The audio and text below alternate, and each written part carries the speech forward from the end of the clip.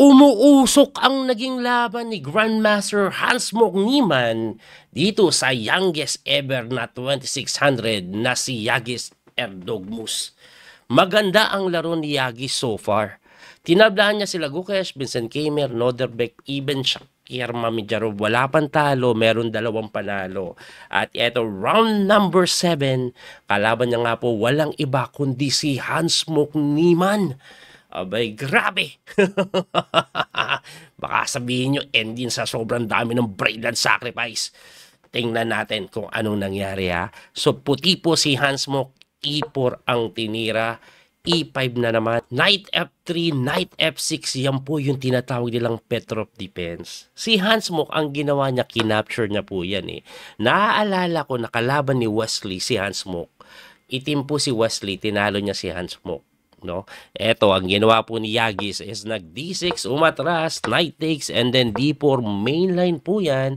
Ang kadalasan dyan, nag D5, tapos pagka bishop D3, tinitirahan po ng knight to C6. Eto po yung tinatawag nilang Petrov defense, classical attack, Mason Showalter variation, hapa ng pangalan. Sobrang daming laro na ganyan, no? Na mahigit 3,000 eh. Ang tinira po, pag knight C6 is nagkakasling. Ito naman po black, nagbe-bishop sa G4. Actually, ang pinaka-mainline is bishop E7 or bishop lang po dito para magkakasling. Pero yung bishop G4, medyo agresibo po yan. At mukhang preparado po yung Yagis. Talagang sinopresa niya siguro si Niemann. Kasi kung titingnan nyo po yung oras, 134 Niemann, 140 itong si Yagis. Anyway, pagkatira po ng bishop G4, may threat po siya na tikman ito. Ang ginawa po ay nag C3 para depensahan yung D4 na sinagot ng F5. Napaka-aggressive.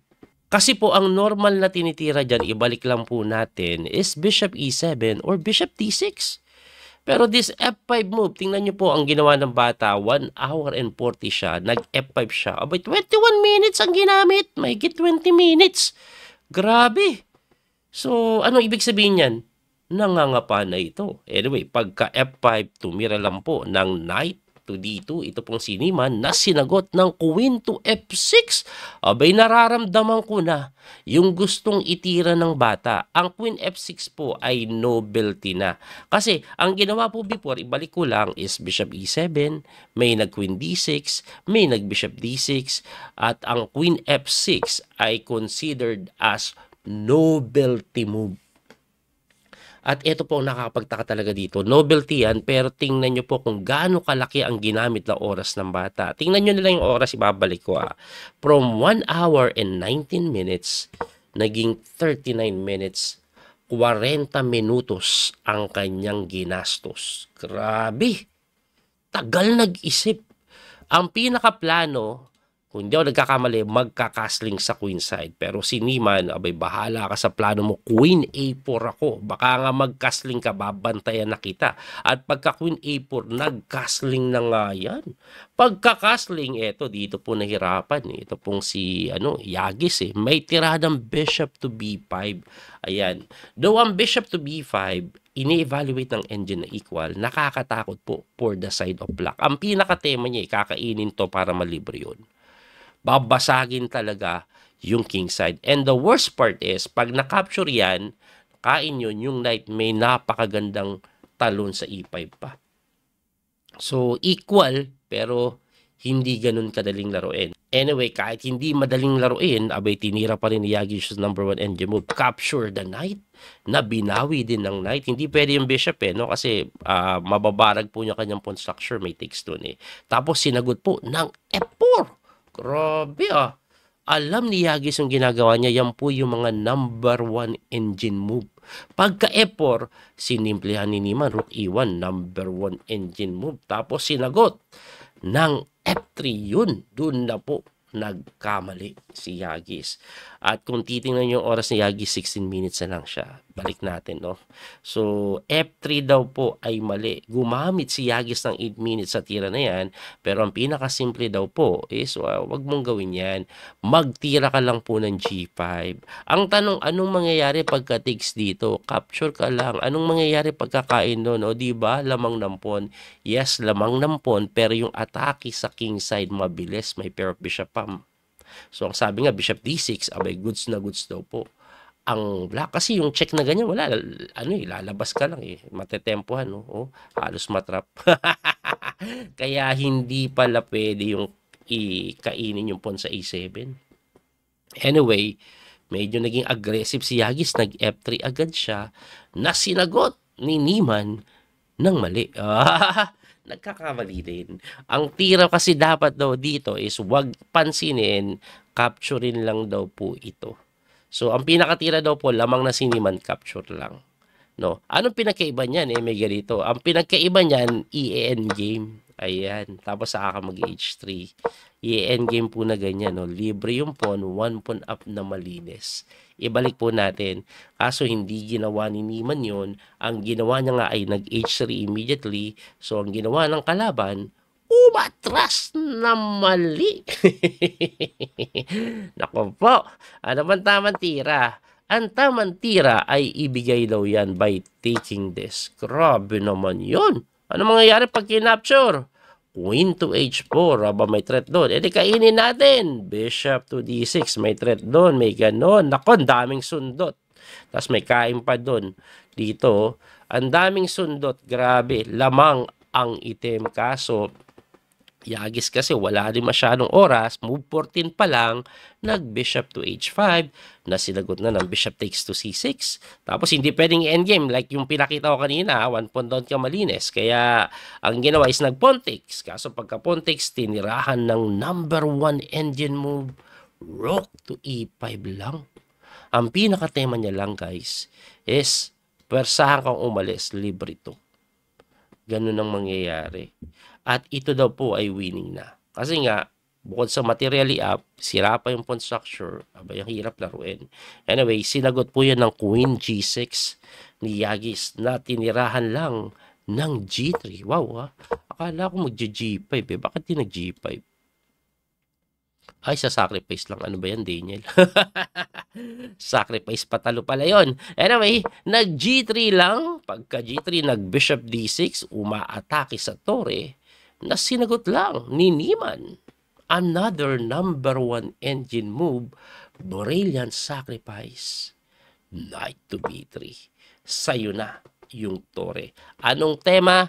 Tatalon siya dito. Checkmatic ang ganon. Kaya napilitan po yan, mag-Rook H to F8. And after Rook H to F8, tumira lang si Niemann ng Bishop to E3. Sa'yo na yan. Pinakain lang. Ang tinira naman po ng kalaban is nag-Rook to E8. Again, hindi po pwedeng tikman kasi may talon po doon ha. Tapos may mga ganon. Medyo maaalangan ka. Anyway, pagka Rook E8, dito talaga nasupresa na ako.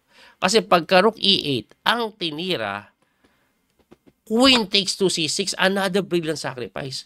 Nakakasupresa yan sa kadailanan na pagka bishop takes to e5, yun yung ginawa, may hamon pa sa reyna. So, ibig sabihin, hindi mo nga makain ito kasi may ganun. Hindi ka makatalon kasi nga may ganun. Diba? Pero, kalkulado lahat yan ni Niemann. Kasi pagka bishop takes e5, may check pala dun.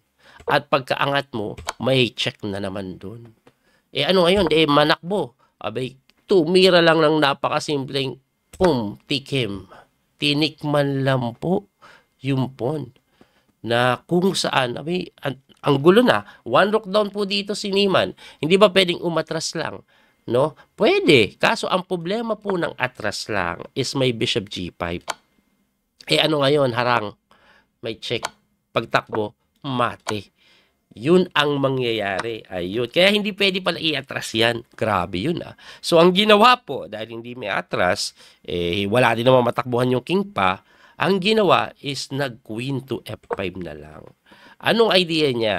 Ang gusto niyang mangyari, depensahan po yung mga check.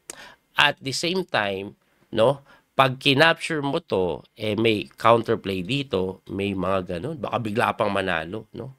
By the way, 34 seconds na lang po. Ito pong si Yagis dito at si Hans-Mok Niemann, tumira na naman ng another brilliant move. Pangatlong brilliant move na ni Hans-Mok to. Ito po yung Bishop to G5. Grabe. Check. Pinakain yung Bishop. Anong mangyayari pag kinapture? Mati ka. Ayun, no? May check doon eh. Mawawala yung bantay. Anong way para depensahan?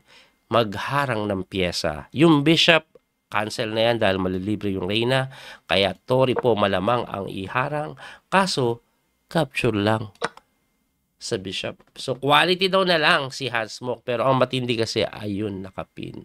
O, ang tanong, coach, di kainin natin yung bishop. Yun na nga po yung ginawa. Kaso, capture lang sa may F6. At itong si Yagis, actually, halos nag-resign na dito. So, unang-una po, no, hindi po pwede yung king takes lang. Pag nag-king takes ka kasi, knight e4. Ayan, no. Syempre, capture, takes, quality up. Yung king mo nasa gitna. This is definitely winning. Okay? So, ibalik po natin. Ang ginawa po ni Yagis dito is nag-g takes, tapos nag-resign na sa kadahilanan na meron pong rook to e1. Ayun, no? Tatakbo ka dito, check na naman. Tatakbo ka na naman, saka tatakbo king g7.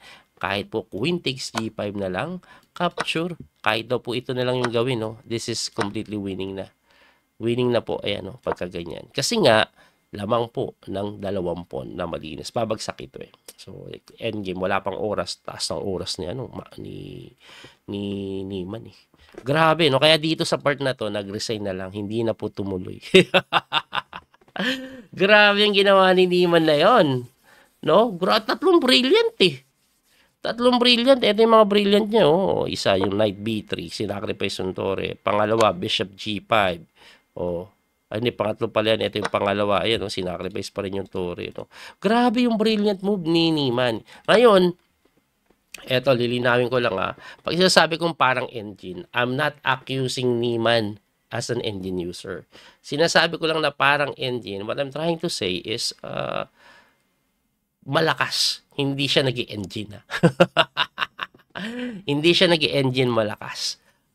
Teka lang po, may nakita kasi akong tire. Dito, yung analysis ko kasi is check ng knight. Ito pala mas maganda. Kasi pagka bishop takes pala, may check dito. Pag nag-king takes ka naman, may check dito, dito. Ayun. No? Anyway, pag sinasabi kong parang engine, hindi yun nag-engine ha. Malakas lang tumira, parang engine kasi accurate. Sinasabi ko na lagi kila Magnus yan eh. No? I'm not accusing Niemann of playing using engine. Kasi yung iba, coach, buka kang parang engine na. Engine talaga agad nasa isip mo. May comment na ganun sa akin eh. Hindi. Lahat naman sinasabi ko yun eh. Masyado lang masakit yung dating pag kay Niemann kasi nga umamin siyang gumagamit ng engine sa online. Wala naman sa over the board. Anyway, this is over the board. So, panalo si Niemann. Pero alam nyo ba, tuloy-tuloy po analysis natin, meron pong nakakaranas ngayon ng matinding sumpa. Sumpa ng world champion. Naalala nyo, nung tinalo ni Ding Liren si Nepo, biglang bumaba ang playing level ni Ding Liren. Puro talo sa torneo kahit sino-sino tumatalo. Ngayon, tinalo ni Gukesh si Ding Liren. At dahil tinalo niya si Ding Liren, siya yung world champion, sa kanya lumipat yung sumpa. Bakit ko nasabi yun? Ay, grabe po. Nakakalungkot po ito. Tingnan nyo po ang nangyayari kay Gukesh ngayon. Tingnan nyo po ang nangyayari kay Gukesh. Ito po si Gukesh, di ba? So, yung huling video ko po kay Gukesh is natalo po siya kay Abi Manumeshra, yung youngest grandmaster ever. Alam nyo ba nung sumunod na rounds, natalo na naman siya kay Nicolas Teodoro. At ito ang matindi. Another young grandmaster, si Edis Gurel, ang tumalo sa kanya. Bihira itong nangyayari, yung mga elite player, 3 sunod na tatalo. And the worst is, mas mabababa sobra yung rating ng tumalo sa kanya. Okay lang kung puro malalakas, puro Magnus kalaban mo eh, pero may chance. Pero eto, 3 sunod siyang tinalo ng 2,600, not even 2,700. This is not normal at all. Sobrang abnormal yan. Unless Gukesh is already breaking down, talagang bumibigay na yung kanyang mentality dahil sa pressure na siya yung isang world champion. Matindi ang pressure na binibigay ng title na yan. Yun po yung aking pananaw. Grabe. Sunod-sunod talo. Bihira yan, no? Anyway, Ito po ang standing sa kasalukuyan after round number 7. Pakita ko lang. Leading po si Matthias Blubaum na kung saan binabansagan ngayon na Indian killer. Tingnan niyo po yung kanyang performance. Inubos niya si Prague, inubos niya si Arjun kagabi. And according to him sa interview, kahit pala si Anand, tinalo niya na din. Ang best win niya dati si Anand. And then ngayon, best win niya yung dalawang batang Indian Grandmaster sa kanya pong lifetimes score. Anyway, sumusunod si Nihal Sarin. Ito naman po surprising. Nihal Sarin kabatch po ito nila Prague, nila Gukesh, nila Arjun, pero hindi masyadong nakikita sa standard event kasi mas malakas talaga to sa speed chess. Pero ang ganda ng performance niya na kung saan tinalo niya po yung solo leader na si Parham Sudlo. Ayan. At syempre, Abhimanyu Mishra andyan pa rin. Pagkatapos na po kasing talunin si Gukesh, tabla-tabla. Ayan, no? Tabla kay Anish. At ayan po ang standing. So, dalawa po yung 5.5. Most likely sila magkalaban mamayang gabi. Tapos sila Abhimanyu, Parham, Alireza, Noderbek, Hans Mokniman, Anish, Giri, Bidit ay nasa taas. So, ang kagandahan dyan, ayan na si Niman. Naku, ako, to be honest, ako po, no, medyo nag-cheer ako for Hans Mokniman sa ngayon. Kasi gusto ko mag-qualify siya sa candidates para makita natin talaga kung ano ang ibubuga niya pagkalaban niya yung mga elite player. No? Kasi marami nagdududa sa lakas ni Niman na kung saan hanggang ngayon pinagdudahan pa rin siyang engine. Ako naniniwala, hindi naman siya nag-engine talaga sa over the board. Pero tingnan natin tingnan natin. Sana mag-qualify para maganda yung mga content natin. Anyway, muli ito po yung Coach Speedy Master Daniel Causo. Abangan nyo po yung mga susunod na video. Hanggang sa muling pagkikita. God bless po mga kabiyahe. Don't forget to like and share, follow and subscribe. Salamat po sa support. Bye-bye. That little mouse, 'cause I'm an albatross.